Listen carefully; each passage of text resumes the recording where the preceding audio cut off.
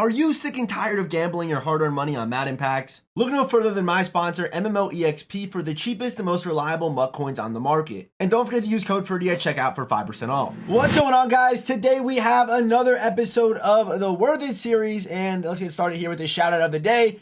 That goes to my man Jam Jam for commenting the emoji on last video. If you want a chance to be shouted out in the next one, let's comment the fire emoji. But we have Team of the Week, week 6, right? Are we week 6 right now? Or are we week 7? We week 6 or week 7? This is week 6. Week 6, Team of the Week. Let's get started here with our Angry Runs running back. I just made a gameplay on this card. It's up on the channel if you want to see how he plays. But this card is really good. And I should probably move this over real quick so you guys see the price tag. But right there for 370K, Chris Brooks is a top 3 running back in this game right now. Gets the Angry Runs X Factor. Even without it, he has a good enough juke move. Doesn't get juke box, but the juke move is definitely good enough to where he can still make guys miss in the open field. Also at 6'1", 223. This card's a big body out there. He looks huge. Reminds me of a lot of Gus Edwards build in last year's game. Obviously not Freight Train, aka Gus Edwards like that. But he reminds me of having a similar build like that and does kind of play pretty similar. But good truck, good stiff arm, good strength, good break tackle. This card plays really well. And I will definitely say he is worth it. For 370, 350 potentially, whatever he gets down to, I don't know. He just keeps dropping. This card is actually really, really good. Again, though, Derrick Henry is free, but to me, he's better than Derrick Henry. He's better than Marshawn Lynch, and he's right up there with CMC and Bo Jackson on my list. If you don't like Bo Jackson or CMC, Chris Brooks might play like number 1 for you.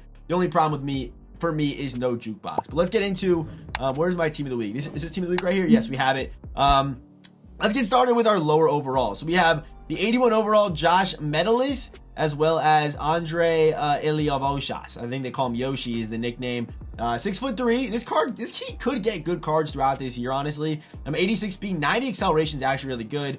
On a Bengals team, 87 speed, he could definitely play at 6'3". He definitely can. If you can get him 87, 88 potentially, this card could play, of course. 11K, who cares? And then Josh Medalis, safety at 5'11". I probably wouldn't touch this card even for budget, no money spent. Even on a Vikings team, this card is not making it. Next we have Casey Toothhill, who's a defensive end with 85 speed, 89 acceleration. And if you have a blitz where there's a free runner, this card is actually pretty good. He's got good acceleration, good tackling stats as well, even decent pass rush. But if you're running a blitz or maybe someone gets B-gap and someone comes free, just having a fast pass rusher out there, Casey Toothhill, is actually pretty solid. And I know Commanders have a lot of fast pass rushers, so Casey, running like 6'1" or something like that, 6'1", Casey could play pretty well in that.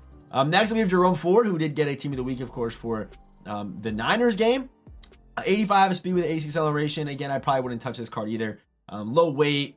This card's not too good. This card is, even on a Browns team, probably not touching that. We then have our 87 overalls. We'll start here with Justin Maboduki. 80 speed, 84 acceleration. This card, I probably wouldn't touch him either. Mainly because the pass rush stats are just too low. He's good against the run, but this card is just not going to play good. He's not going to be good. Does have perfect traits, though. Perfect traits on Mazubuki, but bad stats, unfortunately. So this card had potential if they gave him if he got 85 finesse move, it actually would have been a pretty solid looking card. We then have Travis Etienne. And keep in mind, 100K for these cards, so there you go. But Etienne's actually pretty good. He's pretty solid. 88 speed, 90 acceleration, 87 COD, 87 juke move. Does he get jukebox? Yeah, no jukebox for Etienne. But yeah, 5'10", 215, good weight. I would say I would probably still take Fred. I would probably still take Fred Taylor. Even though he's 2 speed slower, to me the jukebox is definitely worth it. I would probably still go Fred Taylor. If you're sick of using Fred Taylor on a Jags team, then go get Etienne, but I would probably lean Fred Taylor because of that jukebox ability. We then have our 90 overalls. I don't think I missed anybody. You were 90 overalls. Getting started here with Justin Tucker. He's going over 800K right now. Yes, he isn't I want to say he's an end game kicker, but he's a kicker that can last you until maybe January, February. If you buy this card right now, that's how long he will last you on your team. With good accuracy, good kick power. We do have kickers in this game that have good kick power but don't have good accuracy, and I've definitely noticed low accuracy guys for sure. So Justin Tucker, best kicker in the game by far. 800K, is he worth it? No, I don't think he's worth 800K. I don't think there's many cards that are worth 800K. And we next have our other LTD, that's DeAndre Hopkins, going for pretty close 800K. This card reminds me of a bigger I would say better DJ Moore. I don't know if he's, I don't think I put him in S tier. I don't think I put DeAndre Hopkins in S tier on my receivers tier list. I just don't know if I do.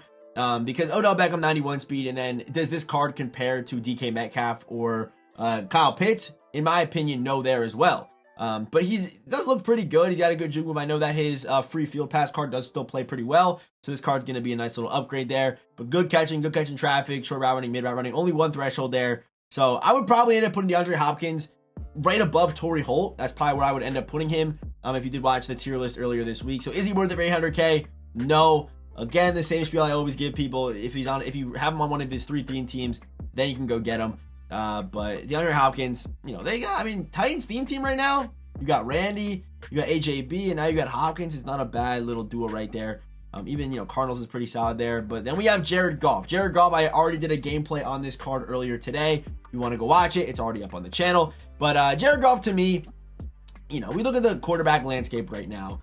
He's probably he's a worse Brock Purdy. He's a worse Brock Purdy. And then if you want Hot Route Master, he doesn't get it. So Joe Montana is probably better in that aspect. And if you can use Hot Route Master, if you're used to it, if you're acclimated with it, it's a super viable ability. Josh Allen's better than Jared Goff. Justin Fields, is he better than Jared Goff? I don't know. I would probably say he is. I would probably end up putting Jared Goff kind of high A tier on the quarterback tier list. I would probably put Purdy there as well. They're pretty similar.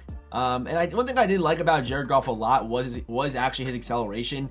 He does move pretty well outside the pocket, but then once he hits his speed, he does slow down a pretty good amount. But, with Gunslinger, that probably the best ability set you can run is Gunslinger with Gift Wrap. It's a must-have ability right now with how bad drops are in this game. So Gift Wrap with Gunslinger, and that kind of does put a bandage over the release.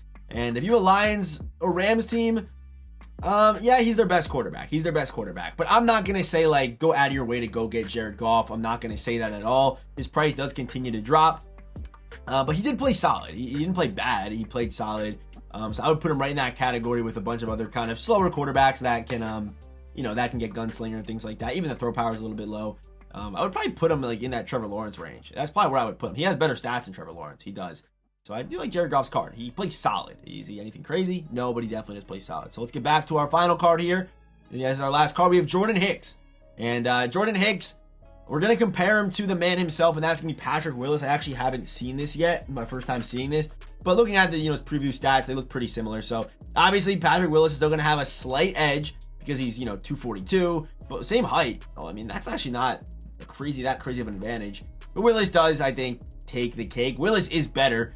But Willis's price is 1.7, and then Jordan Hicks is just not 1.7. Jordan Hicks is about 500, 600K right now. But the main reason for this is he does get Lurk Artist, which is only a next-gen ability. So if you're on current gen, you're not going to get this ability. But Lurk Artist is just insane. 89 speed, 90 acceleration. This card's going to move super well. Good COD, good agility, good jumping. 6'1", 232, and also can tackle. 236. Also can tackle very well as well. So, and even if for some reason you click off, he has 80 zone coverage, so the card can still hold his own. Jordan Hicks, one of the best cards in this game right now. I'm going to say that right now. He's better than Terrell Bernard. He's better than Ray Lewis. Him and Patrick Willis can go neck. They go head to head at each other. It's pretty close. Definitely not whatever the price difference is here. And I would imagine Patrick Willis's price is probably just sinking. But actually not as much as I thought it would. But Jordan Hicks, if you're running 6'1", this card's a must-have. If you don't, especially if you're using Channing Crowder, I would switch over to go get Jordan Hicks. I know one's free, one's not, but if you're using that lurk artist Channing Crowder, I would make that switch because the speed differential is so crazy. So yeah, Jordan Hicks, I would say he's worth it. I would say once his price gets down there, Lurk Artist is a really good ability. There's a reason why all the Lurk Artist cards are so expensive. And there's also a reason why EA was kind of hiding it behind an LTD paywall because it is a really, really good ability. So Jordan Hicks worth it. We'll kind of look back at this whole drop and I'll give you my thoughts real quick. Justin Tucker, not worth it. Hopkins, not worth it. Jared Goff, 350K, 400K. If you want to use him, sure, I would say he's worth it. Hicks, I would say is worth it. ETN on a theme team, worth it. Yeah, he's not worth it. Who cares? Who cares? So that's probably what I would say for the rest of the way there. But yeah, as always, I will see you boys in the next one.